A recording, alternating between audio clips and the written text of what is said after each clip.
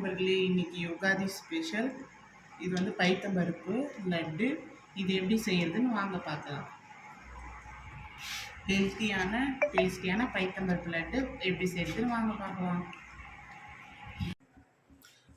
Hi நண்பர்களே, happy Ugadi எல்லாருக்கும்.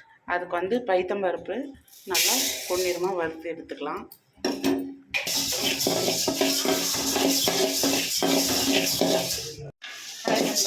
Happy Ugadi. வந்து தெலுங்கு வறுத்து பருப்பு ஸ்பெஷல் என்ன என்னென்னு பார்த்தீங்கன்னா, இந்த பைத்தம்பருப்பு இதுதான். எல்லா வருஷமும் வந்து இந்த தெலுங்கு வறுத்து பருப்புக்கு வந்து பைத்தம்பருப்பில் இருந்து கசப்பு போட்டுன்னு சொல்லுவாங்க. அண்ட் 6 சுவைகள் இருக்க மாதிரி மாங்காய் பிரிஞ்சு வச்சு வேப்பங்கொழுந்து அதெல்லாம் போட்டு வந்து செய்வாங்க. இன்றைக்கி எங்கள் வீட்டில் வந்து பைத்தம்பருப்பு லட்டு தான் செய்யணும். அது வந்து பைத்தம்பருப்பு தான் வறுத்து வச்சுருக்கோம். பைத்தம்பருப்பு வந்து நல்லா பொன்னிறமாக நல்லா வாசனை வர அளவுக்கு நல்லா வறுத்துக்கணும். கொஞ்சம் லைட்டாக வறுத்துருக்கு. நல்லா வந்து கோல்டன் கலர் ஆகிற நல்லா வறுத்துக்கலாம். அந்த காலத்துலலாம் பார்த்திங்கன்னா வந்து நம்ம வீட்டில் விளையிற பயிறு, இந்த மாதிரி பருப்பு வகைகள், காராமணி, பச்சை பட்டாணி எல்லாமே வந்து வீட்டிலே அந்த காலத்துலாம் விளைஞ்சது. அதை வந்து வீட்டுக்கு தேவையான போக மீதிலாம் வந்து விற்கிறதுக்கு எல்லாத்துக்குமே போடுவாங்க. வீட்டுக்கு மட்டும் எடுத்து வச்சுப்பாங்க. அந்த மாதிரிலாம் சாப்பிட்றது அந்த காலத்தில் ஹெல்த்தியாக இருந்தாங்க. பைத்தம்பருப்பு, இந்த பச்சைப்பயிரை வந்து நம்ம இப்போ ஆழை எடுத்து பைத்தம்பருப்பாக லட்டு செய்கிறோம்.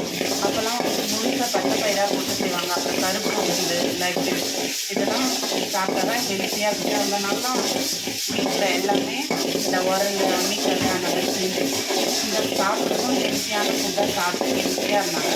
ஆனால் இப்போ நம்ம எல்லாமே மாறிட்டு மிக்ஸி கிரைண்டர் அந்த மாதிரி நம்மளும் வந்து இப்போ எல்லாமே பழைய இப்போ என்னதான் நவீனமயமானாலும் இப்போ நம்ம எல்லாருமே வந்து பழசை நோக்கி தான் செஞ்சு போயிட்டுருக்கோம்.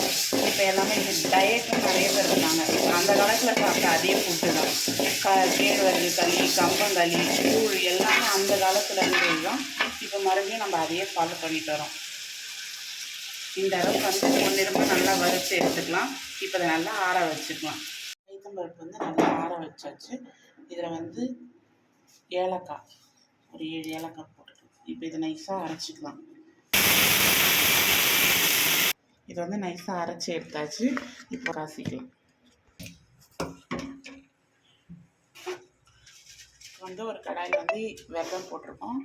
தண்ணி வந்து கொஞ்சமாக இதுக்கு வந்து கம்பி பதெல்லாம் எதுவுமே தேவையில்லை. இது வெல்லம் வந்து நல்லா கரைஞ்சி லைட்டாக திக்கான போது இப்போ வந்து நம்ம வடிகட்டிக்கலாம்.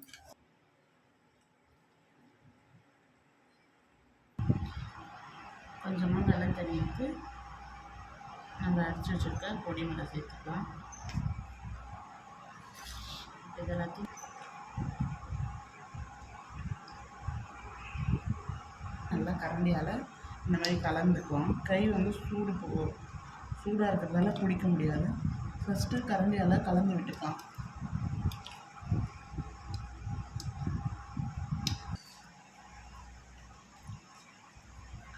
கொஞ்சம் கொஞ்சமாக வந்து நம்ம வெல்லம் தண்ணி விட்டு இந்த மாதிரி மிக்ஸ் பண்ணி நம்ம உருண்டை பிடிச்சி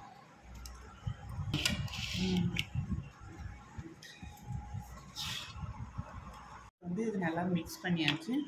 இப்போ வந்து சின்ன சின்னதாக உருண்டையாக பிடிச்சிட்டு